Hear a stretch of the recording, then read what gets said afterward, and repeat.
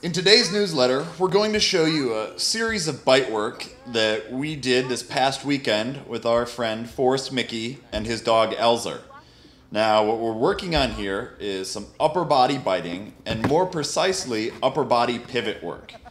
Upper body pivots are something that are covered extensively in our third DVD on decoy work with Mark Keating titled Basic Catches in the Suit. Now, the first catch you saw there was me just showing Elzer the right arm, not pulling anything away, and making it very easy for him just so that he knows what we're working on.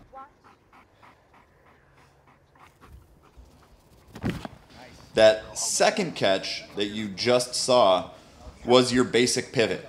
I presented my left arm, and at the last second, I pulled my left arm out of the picture and presented my right arm.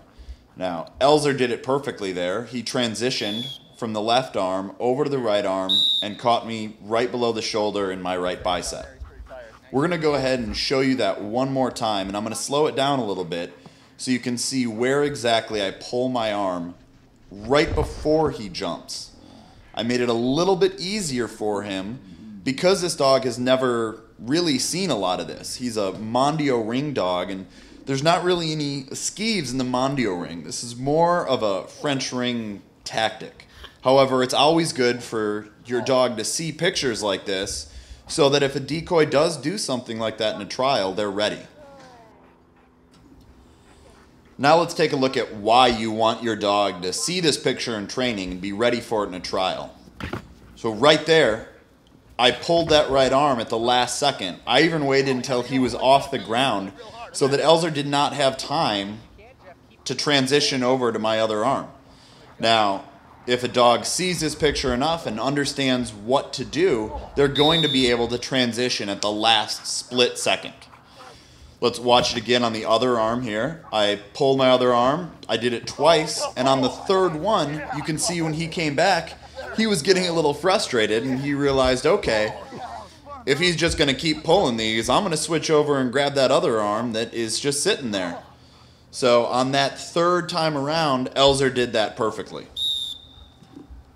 Now I'm going to show you two more catches that Forrest, Elzer, and I worked on later in the day with Mark Keating. You're going to notice I do a little shimmy right there as Elzer is on the approach. What this does is center him up. Elzer doesn't know exactly which arm I'm presenting or which arm I'm going to pull, so rather than targeting an arm, he targets the direct center of my chest. Now, I pulled an arm and he transitioned from the chest onto the arm that I didn't pull. So there, he did it perfectly. He got me in the arm.